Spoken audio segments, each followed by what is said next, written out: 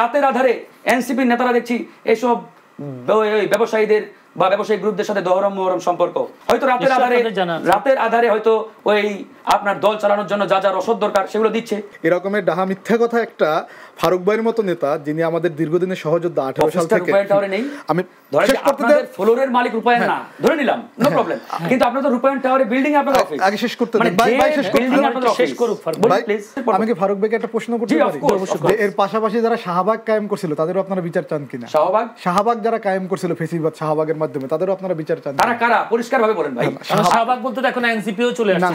2013 সালে বললে গণজাগরণ মঞ্চ, হ্যাঁ, যার মাধ্যমে ফেসিবাদের গোড়াপত্তন করা হয়েছিল সেই শাহবাগ গণজাগরণ মঞ্চ, সেখানে যারা কুশীলভ ছিল তাদেরও আপনারা বিচার চান? অফকোর্স আমাদের কথা হচ্ছে ফ্যাসিবাদ কায়েমের পিছনে যারা কুশীলভ ছিলেন, পৃষ্ঠপোষক ছিলেন, সহযোগী ছিলেন, এদের প্রত্যেকের বিচার হতে হবে। একই সাথে শাপলার যে গণহত্যা, শাপলা চত্বরে আপনার যে হেফাজত ইসলামের উপরে যে মেসাকার আওয়ামী লীগ চালিয়েছে, এটারও বিচার হতে হবে। সুতরাং প্রত্যেকটা ফ্যাসিস্ট শক্তি এবং সহযোগী পৃষ্ঠপোষক তাদের বিচার আমরা সেই 5ই আগস্টের পর থেকে জানিয়ে আসছি, এখনো জানাচ্ছি এবং ভবিষ্যতে জানাবো। ইন্টারেস্টিং বিষয়, একটা বিষয় আপনারা বারবার এড়িয়ে যাওয়ার চেষ্টা করেন, না আরেকটা বিষয় এড়িয়ে যাওয়ার চেষ্টা করেন। আওয়ামী ফ্যাসিস্ট সহযোগীর যে সকল ব্যবসায়ী গ্রুপ, যারা বিগত সময়ে শেখ হাসিনাকে অনেকেই বলেছিলেন যে আমরা আপনাকে আজীবন ক্ষমতায় দেখতে চাই মাননীয় নেত্রী, এরকম ব্যবসায়ীরা এখনো বহাল তৈরি, হ্যাঁ, এই ব্যবসায়ীদের বিচারের আওতায় নিয়ে আসতে হবে। কিন্তু রাতের আধারে এনসিপির নেতারা দেখছি এসব ব্যবসায়ীদের বা ব্যবসায়ী গ্রুপদের সাথে দহরম মহরম সম্পর্ক, এরা ওই মাঝে মধ্যে টুকটাক কথা বললেও মোটা দাগে এসব আওয়ামী ফ্যাসিস্ট শক্তির সহযোগী সেসব ব্যবসায়ী গ্রুপদের বিরুদ্ধে খুব একটা কথা বলে না। তাদের যে কার্যালয় কেন বলে না আমরা জানি না, হয়তো রাতের আধারে হয়তো ওই আপনার দল চালানোর জন্য যা যা রসদ দরকার সেগুলো দিচ্ছে, না দিলে তো কথা বলা দরকার। যেমন ধরেন 30 সেকেন্ড, যেমন ধরেন তাদের যে দলীয় কার্যালয় কোন গ্রুপে, রূপায়ণ টাওয়ারে, এই রূপায়ণ টাওয়ারের যে মালিক রূপায়ণ গ্রুপের, সে নিজেও একটা ফ্যাসিস্ট আওয়ামী লীগের অন্যতম সহযোগী, তার বিচারের জন্য এনসিপি আজ পর্যন্ত বিরোধিতা করতেছি, এটার মালিক রূপায়ণ না। কথা বলেছেন কি শেষ করুন, হ্যাঁ কথা বলেছেন কি? আপনি ওই বিল্ডিং আছেন, আপনারা আপনার বিল্ডিং এর সামনে কথা বলতেন।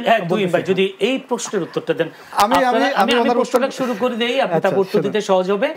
আওয়ামী ফেসিবাদে যে বা আওয়ামী ফেসিস্ট যারা ব্যবসায়ী ছিলেন তাদের সাথে বা তাদের বিরুদ্ধে আপনাদের কোনো অভিযোগ অনুযোগ নেই, তাদের সাথে সখ্যতার কথা বলছেন এনসিপির এই নেতা ফারুক হাসান, এবং সেই সাথে আপনার ভেতরে ভেতরে আওয়ামী ফ্যাসিস্ট ব্যবসায়ীদের সাথে দহরম মহরম চলছে এবং সুবিধা নিচ্ছেন, এবং রূপায়ণ টাওয়ারের মতো একটা জায়গা আপনার অফিসে বসেছেন। মানে ফারুক ভাই আজকে মনে হয় একটা স্ট্র্যাটেজি নিয়ে আসছে, সে খালি অনেকগুলা অভিযোগ তুলবে, আমার আর কোনো কথা ওইগুলা জবাব দিতে যাবে। ওনার সবথেকে বড় কথা যে রূপায়ণের বিষয়টাই বলি, যে আমাদের অফিস মানে এরকমের ডাহা মিথ্যা কথা একটা ফারুক ভাইয়ের মতো নেতা, যিনি আমাদের দীর্ঘদিনের সহযোদ্ধা 18 সাল থেকে, আমি আপনাদের ফ্লোরের মালিক রূপায়ণ না ধরে নিলাম, নো প্রবলেম, কিন্তু আপনারা তো রূপায়ণ টাওয়ারে বিল্ডিং আপনাদের অফিস আগে শেষ করতে দেন ভাই, শেষ করুক প্লিজ।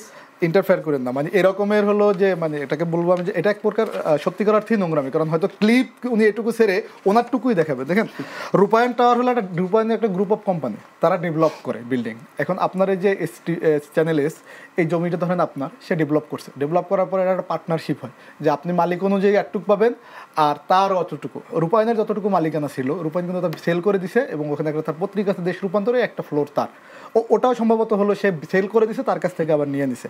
এখন আমরা যেটা অফিস হিসেবে ব্যবহার করতেছি, এটা হলো কোনো এক ব্যক্তির, যে ব্যক্তি রূপায়ণ থেকে কিনছে, রূপায়ণ থেকে কেনার ব্যক্তি, তার কাছ থেকে আমি ভাড়া নিয়েছি। এখন ভাড়া কত? হ্যাঁ ভাড়াটা কত? না ভাড়াটা তো এটা কনফিডেন্সিয়াল, কারণ ওই ব্যক্তির ব্যাপার, হ্যাঁ ওই ব্যক্তির সাথে আমি বলতে চাচ্ছেন যে সুযোগ দিয়েছেন কি বা ভাড়া মকুব করে দিয়েছেন কি? না আপনাদের কাছ থেকে সুযোগ সুবিধা নেওয়ার জন্য ভাড়া মকুব কেন? আমরা তো ভাড়াই নিয়েছি, ভাড়াটা কি কনফিডেন্সিয়াল বলছেন? না কনফিডেন্সিয়াল তো হওয়ার কথা না, ভাড়া কনফিডেন্সিয়াল এইজন্য, কারণ হলো এখানে আপনার তার ট্যাক্সের ইস্যু আছে, তার আয়ের ইস্যু আছে, সুতরাং এই মালিকটা এটা হলো একটা থার্ড পার্টি থেকে আমরা তার ওনারশিপের জায়গা থেকে কিনছি। এখন ওটা তো তার পার্সোনাল জড়িত আছে। আর একটা বিষয় হচ্ছে যে উনি বলছেন যে আওয়ামী লীগের নিষিদ্ধে হলো উপদেষ্টারা কি ভূমিকা নিয়েছে।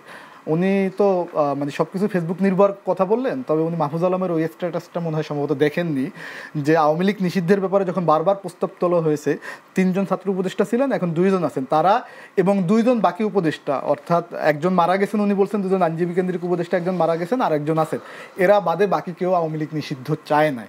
এটা যখন মাহফুজ আলম স্ট্যাটাস দেয়, এবং এরপরে সবার কাছে আসলে জনগণের কাছে পরিষ্কার হয়ে যায় যে ইউনূস সরকারে যারা উপদেষ্টা আছেন তারা কোনো না কোনোভাবে আওয়ামী লীগকে পুনর্বাসন করতে চায়। তারপরেই কিন্তু হাসনাত আবদুল্লাহ এই আন্দোলনটা নেতৃত্ব দেয়।